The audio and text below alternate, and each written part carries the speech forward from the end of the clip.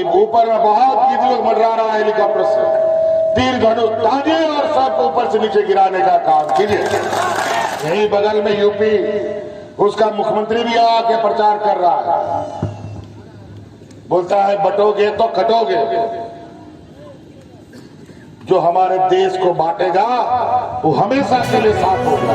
राज्य के मुख्यमंत्री और झारखंड मुक्ति मोर्चा के स्टार प्रचारक हेमंत सोरेन ने आज लातेहार विधानसभा प्रत्याशी व मंत्री बैद्यनाथ राम के पक्ष में हैरहंज में आयोजित एक चुनावी सभा में सरकार की उपलब्धियां को गिनाते हुए झारखंड मुक्ति मोर्चा के प्रत्याशी बैद्यनाथ राम को पुनः विधानसभा से चुनकर भेजने का आह्वान किया।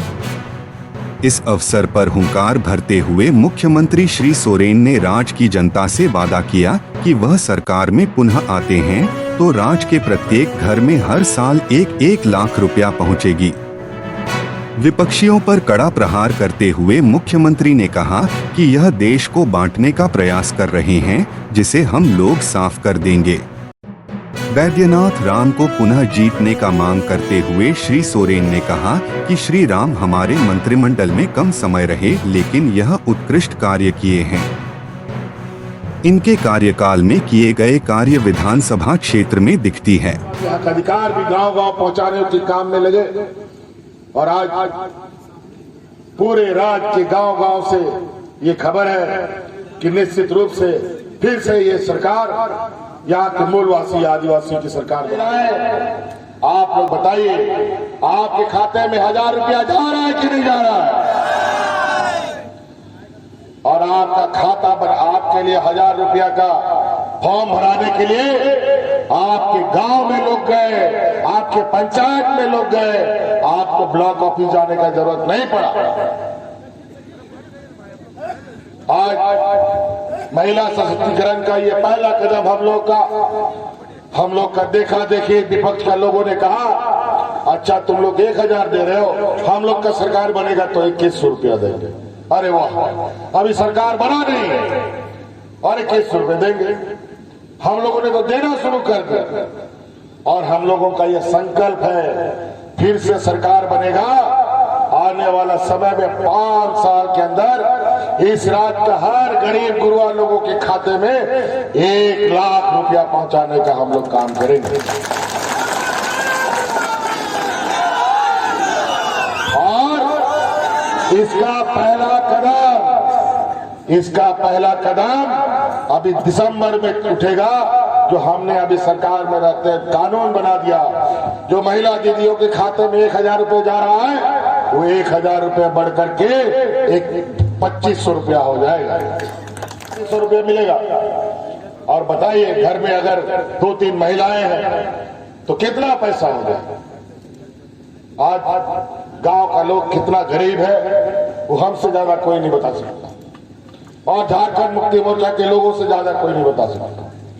इसीलिए आपकी गरीबी को दूर करने के लिए जो समय समय पर छोटी छोटी चीजों के लिए आप महाजनों के यहाँ जाकर के उधार लेते हैं, आने वाले 5 साल के बाद किसी से उधारी लेने की जरूरत नहीं पड़ेगी। और इसी क्रम में आप लोग बताइए, आप लोग का बिजली बिल माफ हुआ कि नहीं हुआ? आपका बोझ घटा कि नहीं घटा? इसीलिए हमने ये कदम उठाया और आने वाला समय में आपको 200 यूनिट बिजली भी फ्री हमने कर दिया। तो कई ऐसी चीजें, आज कोई बूढ़ा बुजुर्ग इस राज्य में बिना पेंशन का नहीं है, सबको पेंशन मिलता है। पहले 1-2 गांव में लोगों को पेंशन मिलता था, हमने कानून बना दिया इस राज्य में कि सभी बूढ़ा बुजुर्ग हो सबको पेंशन दे। अब कोई नहीं बचा बिना पेंशन के। वैसे ही कई चीजें हैं। हमारे विपक्ष के लोग हमें ये अपराधियों की सरकार, भ्रष्टाचारों की सरकार, इनकी हालत देखिए। गुजरात में इनके व्यापारी मित्रों के बंदरगाह में अफीम गांजा मिलता है, अरबों खरबों कार गायब भी हो जाता है। कोई सीबीआई पूछताछ नहीं करता, कोई इनकम टैक्स छापा नहीं मारता। यही बगल में यूपी, उसका मुख्यमंत्री भी आके प्रचार कर रहा है, बोलता है बटोगे तो कटोगे। जो हमारे देश को बांटेगा वो हमेशा के लिए साफ हो जाएगा। ये जान, ये यूपी में एक धर्म विशेष के लोगों को टारगेट करके उनके ऊपर कार्रवाई होती है।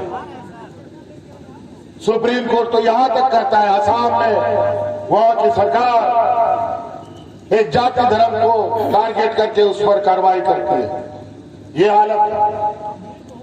रोटी बेटी माटी बचाने क्या ये लोग नारा लगाते हैं। गुजरात में जाके देख लीजिए बिल्किस बानोवा का वो घटना, जहां 25 लोगों ने सामूहिक दुष्कर्म किया, उसके साथ सुप्रीम कोर्ट ने उनको सजा दे दिया। चुनाव में उसको पेरोल पर सब लोगों को छोड़ दिया और माला और टीका पहना था। ये हालत है इनकी।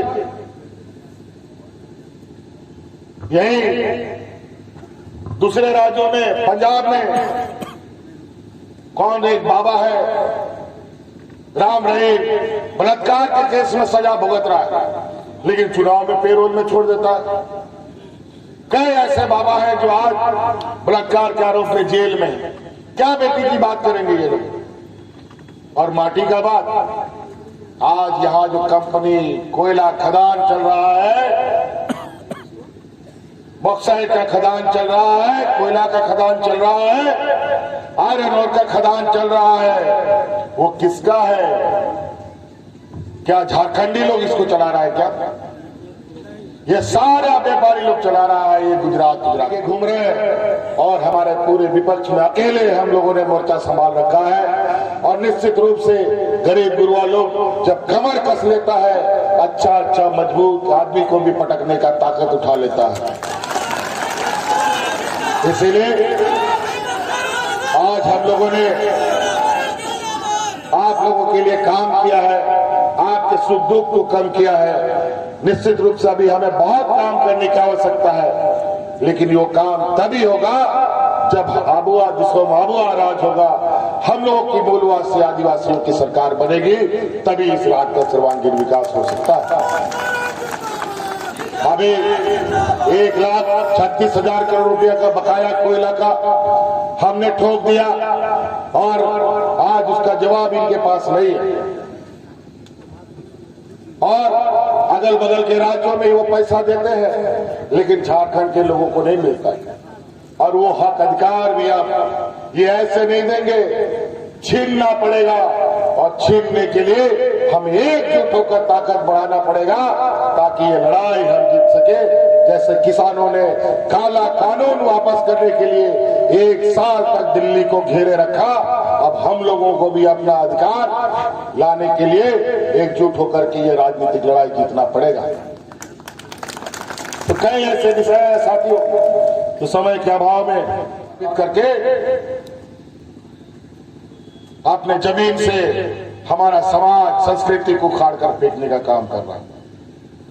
और इसके विरोध हम लोग आवाज उठाएंगे तो नक्सलवाद उग्रवाद के नाम पर या तो गोली मार देगा या तो जेल में ठूस देगा।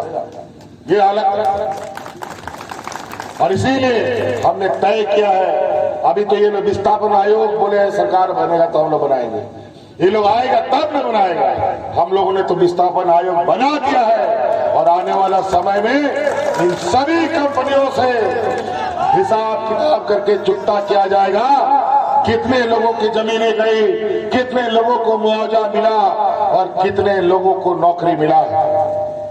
75% स्थानीय लोगों को नौकरी मिलना चाहिए, ये हम लोगों ने कानून बना दिया है। इसको कानून को लागू करने के लिए हम लोग को फिर से सरकार बनाने की आवश्यकता है। इसीलिए हर हाल में आपको यहाँ पर महागठबंधन को चुनाव जिताना है। इसीलिए आपके बीच में महागठबंधन में 3 नंबर में ईवीएम मशीन, तीर धनुष छाप। अभी ऊपर में बहुत गीत लोग मंडरा रहा है हेलीकॉप्टर से, तीर धनुष टांगिए और सबको ऊपर से नीचे गिराने का काम कीजिए।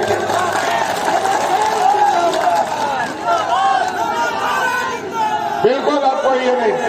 गरीब लोग को मांगने से कोई नहीं देता है, मांगने से वही देता है जो आपका भाई है, आपका बिरादरी का है, आपके बीच का है।